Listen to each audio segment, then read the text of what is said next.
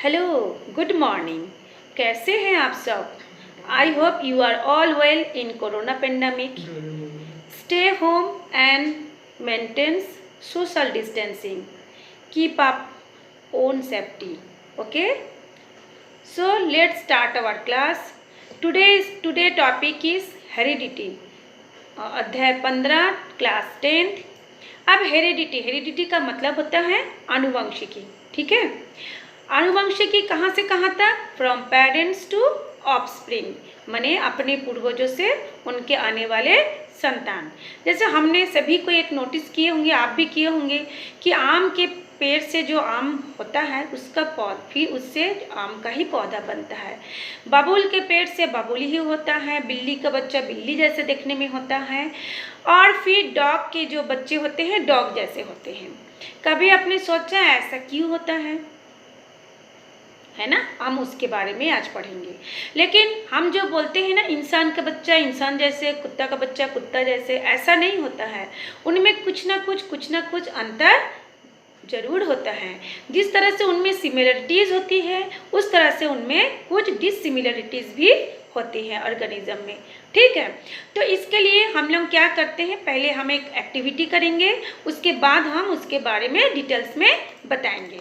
Activity क्या है, आपको अभी एक सारणी दिखाते हैं। उस सारणी में देखिएगा एक कुछ पॉइंट्स है, उस पॉइंट्स को आपको एक्टिविटी करना है। जैसे देखेंगे इंसान के बच्चे इंसान जैसे तो होते ज़रूर है, लेकिन उनकी जो आँखों की जो प्यूपिल होते हैं, पुतली होती है, उसका कलर क्या होता है? अलग अलग होता है। आप घर में खुद के अपने माता पिता, भाई बहन, दीदी भैया, नाना नानी, दादा दादी, सबके आँखों की पुतली को नोट करेंगे, देखेंगे और उसको नोट करेंगे, तो देखेंगे सब में कुछ ना कुछ भिन्नताएं जरूर होंगी। तो सिमिलरिटीज़ क्या हो गई कि सब में आंखों की पुतली होती है। डिससिमिलरिटीज़ क्या हो गई कि उसमें कलर में चेंजेस आ गए। इसी तरह से हमारे जो चिन्ह होती है, चिन्ह में देखिए एक पिट होता है, गड्ढा होता है। वो गड्ढा किसी में ज़्यादा है, किसी में कम है, किसी में है ही नहीं, किसी का राउंड शेप में होता है। जीभ का गोल गोल मुड़ना, जैसे हम लोग अपना जो जीभ है उसको ऊपर तरफ भी गोल मुड़ सकते हैं, नीचे तरफ भी गोल मुड़ सकते हैं, या दोनों साइड से ऐसे करके भी एक गड्ढा नुमा बना सकते हैं। तो किसी किसी की जीभ में ऐसे होता है, किसी किसी में नहीं होता है।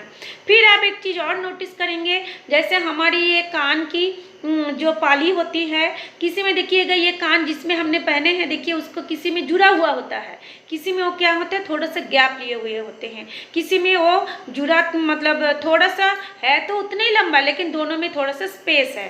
ठीक, ये भी सब में अलग अलग होता है। ये भी आप सभी का देखेंगे, अपना खुद का माता पिता, भाई बहन सबका देखेंगे, अपने ही रिश्तेदार में, अपने ही मतलब माता पिता, दादा दीदी, नाना नानी, भैया भाभी, भाभी में तो नहीं, भाभी में अलग होगा, भैया दीदी सब में। और होता है पंजे के अंगूठे। किसी का देखेंगे कि पंजे के अंगूठे सामने पीछे दोनों साइड में मुड़ सकता है, किसी का आगे की ओर मुड़ता है, पीछे की ओर नहीं मुड़ता।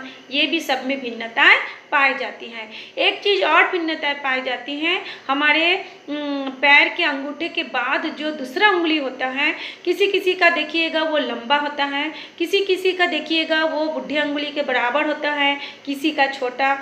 ये ऐसे डिससिमिलरिटीज़ पाए जाते हैं।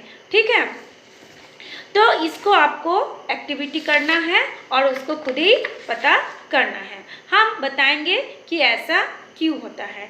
तो ऐसा इसके लिए बहुत से वैज्ञानिकों ने बहुत से प्रयोग किए, कई वर्षों तक इसमें अध्ययन किए, स्टडी किए।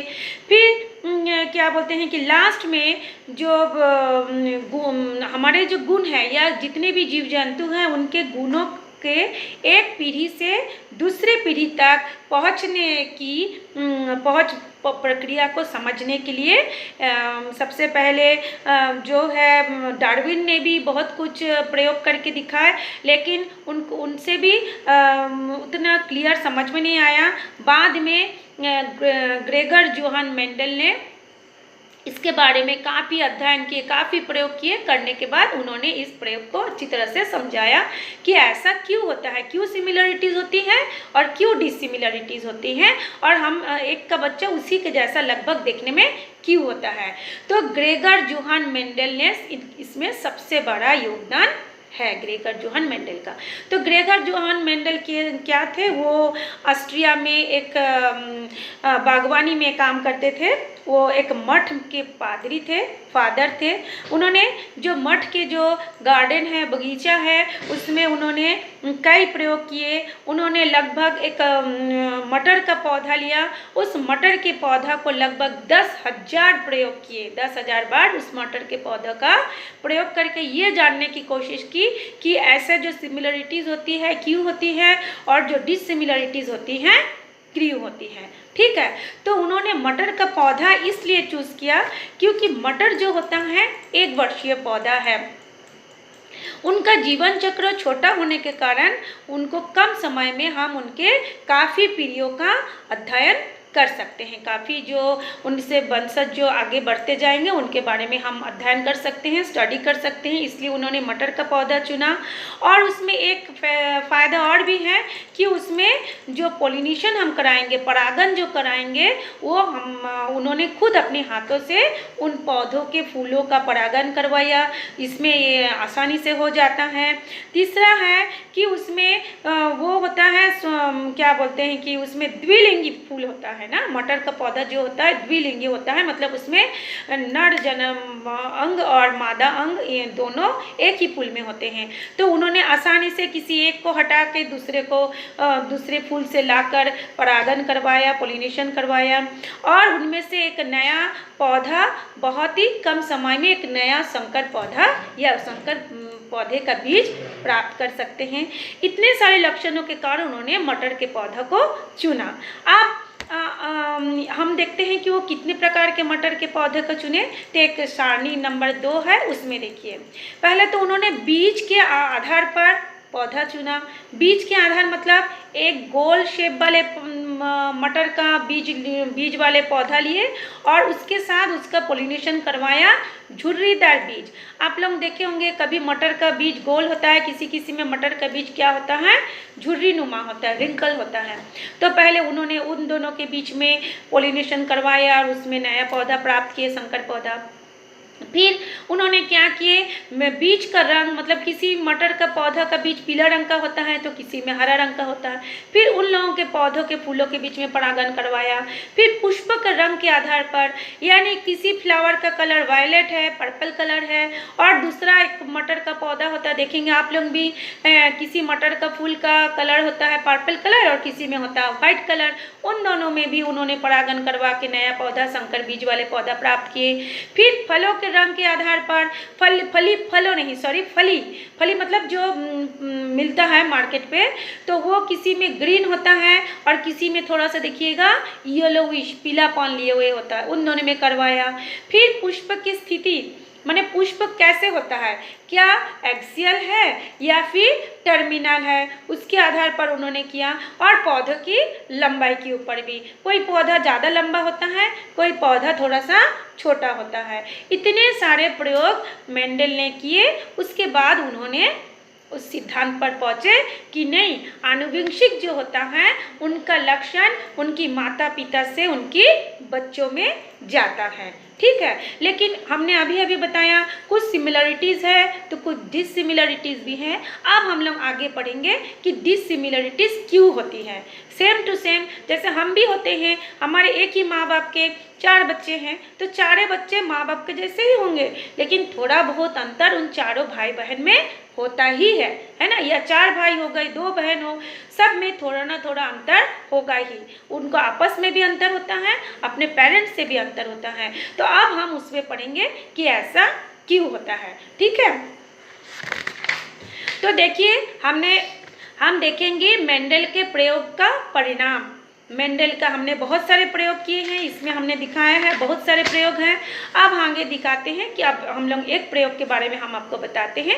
उन्होंने एक पर्पल कलर का मटर का फूल लिया, यानी बैगनी कलर का मटर का फूल लिया, और एक व्हाइट कलर का मटर का फूल लिए। ठीक, दोनों के फूल में उन्होंने परागन करवाया। परागन कराने के बाद उसमें जो रिजल्ट आया है उसके बारे में हम बाद में पढ़ते हैं, थोड़ा सा हम पहले बता देते हैं।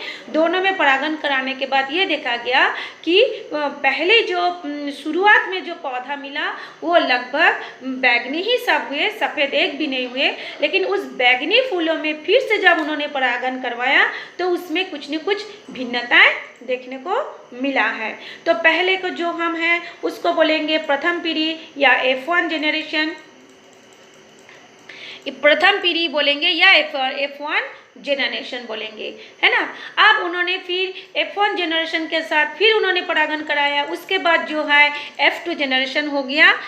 F2 जेनरेशन में क्या होगा, मेंडल ने जब F1 के बैंगनी फूलों वाले पौधों पर स्वपरागन से उत्पन्न हुए बीज बोए तो आश्चर्य ये हुआ कि अगली पीढ़ी में यानी द्वितीय पीढ़ी जिसको हम लोग F2 जेनरेशन बोलेंगे, सारे पौधों में बैंगनी फूल नहीं लगे। जबकि पहले में क्या था, सफ़ेद और बैंगनी फूलों के बीच में परागन कराया, लेकिन शुरू में क्या हुआ, सफ़ेद कुछ भी नहीं दिखा, सब के सब बैंगनी हुए। अब उन्हीं बैंगनी फूलों में फिर से जब उन्होंने परागन करवाया तो आश्चर्य हुआ कि हम बैंगनी फूलों में परागन करवाए फिर भी सफ़ेद फूल आया। ऐसा क्यों हुआ, क्योंकि इसी से हम लोग आगे बढ़ेंगे। तो उन्होंने इस तरह से F2 जेनरेशन को देख के ये आश्चर्य हुआ कि बैंगनी फूल वाले पौधों में हम लोग परागन करवाए फिर भी सफ़ेद फूल आए, है ना। तो उन्होंने देखा कि 929 पौधों में उन्होंने ऐसे प्रयोग किया तो 929 में से 705 पौधे पर बैंगनी फूल लगे और 224 पौधे पर सफ़ेद फूल लगे। तो ये तो आश्चर्य की बात है ना कि हम बैंगनी फूलों में परागन करवाएं फिर भी दोनों अलग अलग आए। लेकिन इसको आप लोग सोचिए क्यों आया है, हम तो बताएंगे ही क्यों आया, आप भी ज़रा सोचिए, ठीक है। तो ये बैंगनी और सफ़ेद फूल वाले पौधों के बीच का अनुपात कितना था, 3:15:1 था, ठीक है। यानी 3 भाग कुछ आया, 15 भाग कुछ आया और 1 भाग कुछ आया। तो मेंडल ने ये प्रयोग अन्य गुणों को लेकर भी किए, जितने सारे मैंने अभी आपको सारणी में गुण बताए सारे गुणों को लेकर किए। और दूसरे पीढ़ी में सभी में क्या दिखाई दिया, विपरीत गुणों का अनुपात लगभग 3:1 था, ठीक। अब हम लोग इसके बारे में बताएंगे कि ऐसा, अच्छा हाँ, एक सारणी और मैं आपको दिखा दे रही हूँ, आप लोग इसको देखिए कि उन्होंने पहला प्रयोग में पौधों की संख्या लिए 7324, उसमें से क्या क्या थे, गोल और झुर्रीदार बीज के बीच में पोलिनेशन करवाया, ठीक है, गोल बीज वाले पौधा और झुर्रीदार बीज वाले पौधों के बीच में। तो पहले पीढ़ी में सारे के सारे क्या बने, गोल गोल बीज बने। लेकिन उसी गोल बीज को फिर उन्होंने पौधा बनाया, फिर से उसमें फूल आया, फिर उन फूलों के बीच में उन्होंने परागन करवाया। तब उस समय उन्होंने पाया कि इतने सारे जो 7324 पौधे थे उनमें से 5474 पौधों में गोल बीज आए और 1850 में झुर्रीदार वाले फलों वाले गुण वाले बीज उत्पन्न हुए। यानी इसका अनुपात क्या था, 2.96, तो लगभग 3 मान के चलिए उसको, 3:1 माने उसकी संख्या कितनी हुई, गोल वाले बीज की संख्या अनुपात हुई 3 और झुर्रीदार वाले बीज की जो संख्या हुई वो हुई 1, यानी 3 उसका 3 भाग और इसका 1 भाग, इसको हम बोलेंगे 3:1। उसी तरह से उन्होंने दूसरा प्रयोग किया, उसमें भी उन्होंने पौधा लिया, 8023 पौधे लिए। उसमें 2 विपरीत गुण वाले पौधे थे, कौन कौन से थे, पीले बीज वाले और हरे बीज वाले। तो शुरू में क्या हो गया कि सारे पीले बने, प्रथम पीढ़ी में क्या बने, सब पीले बने। प्रथम पीढ़ी मतलब शुरू में जब उन दोनों में पॉलिनेशन करवाया गया सब पीले बने। अब शुरू में पॉलिनेशन के बाद जो पौधे आए या जो फल आए उन्होंने फिर उसी फल में से पॉलिनेशन करवाया तो देखते हुए अलग हो गया। अलग मतलब जो 8023 पौधे थे उनमें से 6022 में पीले और 2001 में हरे आए। ये भी लगभग 3.01 यानी लगभग उसको 3 मानते हैं, 3:1 एक आया। तो सभी इसी तरह से हमने चार्ट में बहुत से दिए हुए हैं 7 प्रकार के प्रयोग के बारे में हमने बताया है।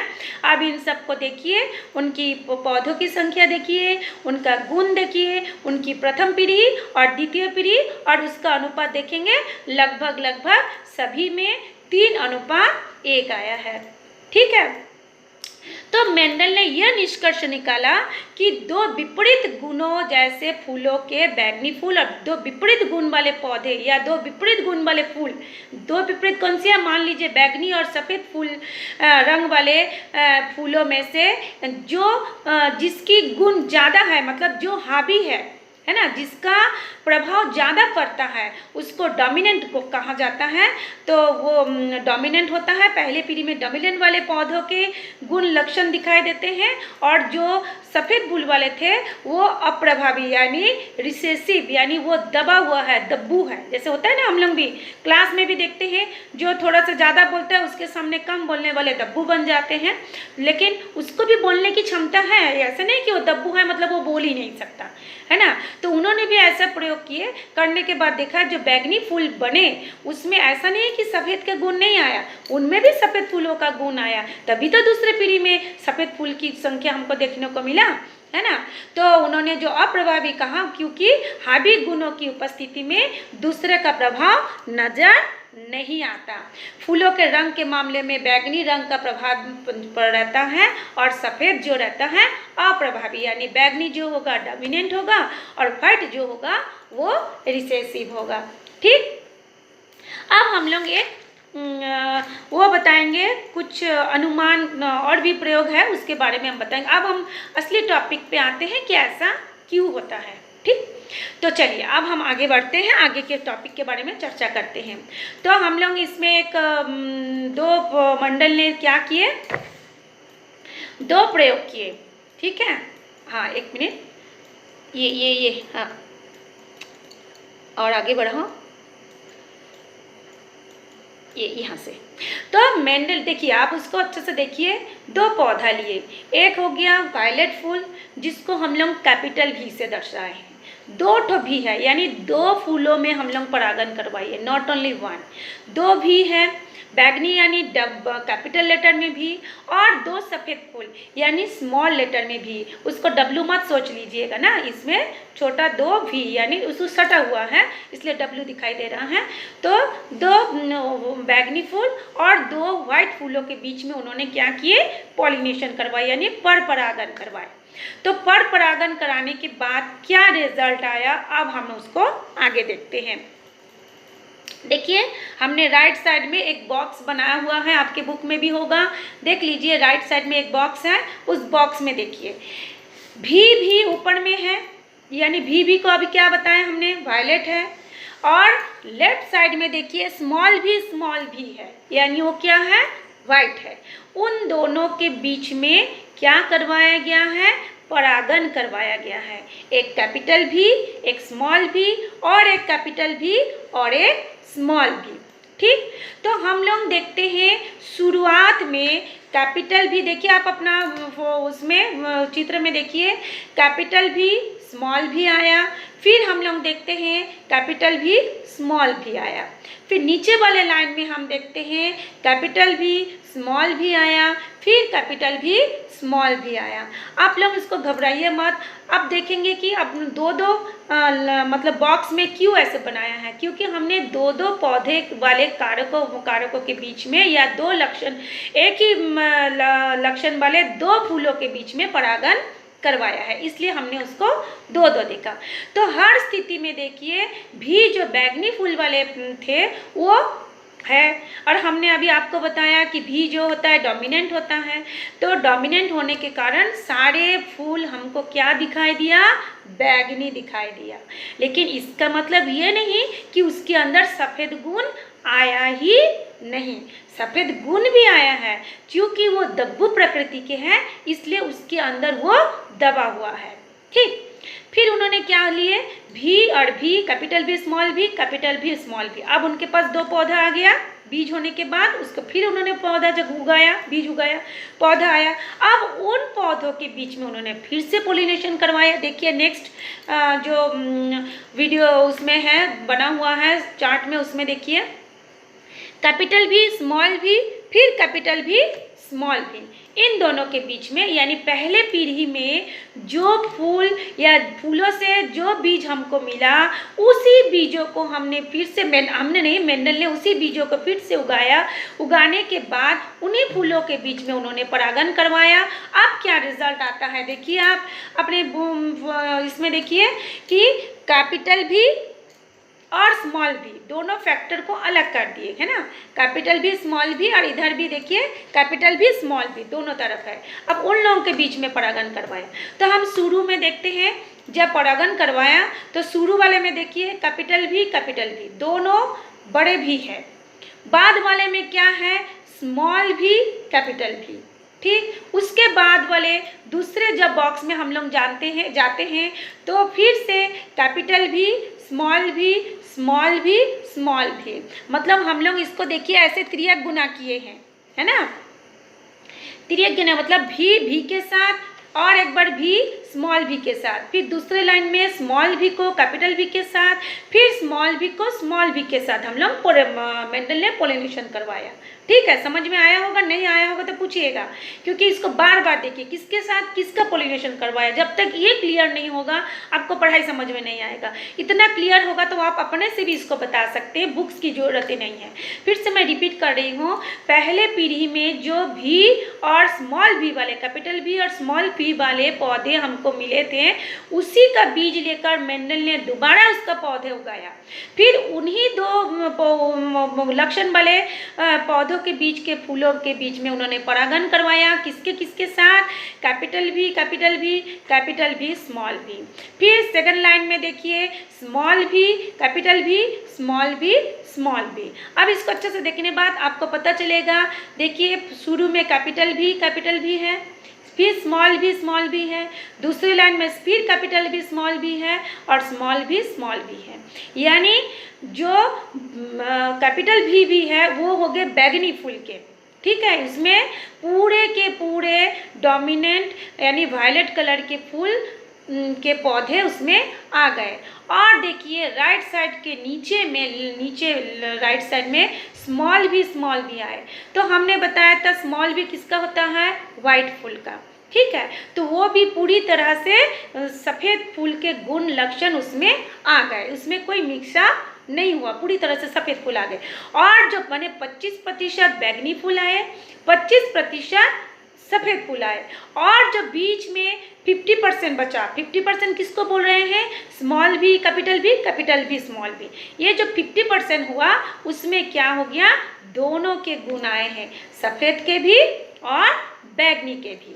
तो जो सेम मतलब जो होता है समरूप जो फैक्टर है, सेम फैक्टर जो है उसको हम बोलते हैं होमोजाइगस फैक्टर, और जो विपरीत या विषम रूप के जो कारक है, विषम गुण वाले जो फैक्टर है उसको हम बोलेंगे हेटेरोजाइगस फैक्टर। विषम का मतलब होता है कैपिटल भी और स्मॉल भी, ठीक है। अब हम लोग ये बता सकते हैं कि कारकों की प्रकृति, है ना। तो कारकों की प्रकृति मतलब उसकी जो नेचर होती है ना, और नेचर और उसकी जो बाह्य जो रूप होता है वो अलग होता है। तो इसको अच्छे से समझिए। हम जैसे हर एक इंसान का नेचर अलग होता है, देखने में अलग होता है, तो इसी तरह से जो कारकों की प्रकृति होगी, है ना, वो उसको हम बोलेंगे जीनोटाइप, जो अंदर रहेगा, है ना। और जो बाह्य रूप से जो दिखता है, ऊपर से जो दिखता है, जैसे हम लोग भी अंदर में कुछ रहता है, हमारे चेहरा, हमारे लंबाई, हमारे कद, हमारे रंग रूप सब अलग होता है, वो होता है फिनोटाइप, ठीक है। मतलब जो लक्षण अंदर दबा हुआ रहता है वो होता है जीनोटाइप, और जो बाहर से दिखता है वो होता है फिनोटाइप, ठीक है। तो अर्थात कारकों का समग्र समूह जिसमें लक्षण प्रदर्शित होते हैं वो जीनोटाइप, तथा बाह्य रूप से दिखाई देने वाले लक्षण को हम कहेंगे फिनोटाइप, ठीक। तो इससे हम लोग यही कह सकते हैं कि जीनोटाइप जो होता है वंशागत होता है, यानी उसके पूर्वजों से उनके आने वाले पीढ़ी में जाता है। कौन जाता है, जीनोटाइप, जो कि अंदर होता है। और फिनोटाइप जो होता है वो अवंशागत लक्षण होते हैं जो कि बाह्य रूप से दिखता है। तो आज हम लोग इतना ही तक पढ़े। यदि आप इसको अच्छी तरह से समझ जाएंगे तो आगे का नेक्स्ट जो भी हम आपको क्लास में पढ़ाएंगे वो आपको आसान होगा। हम नेक्स्ट क्लास में पढ़ाएंगे सेक्स डिटर्मिनेशन की, जैसे लड़का होगा या लड़की होगी, जो भी होगा सेक्स डिटर्मिनेशन के बारे में हम आपको पढ़ाएंगे।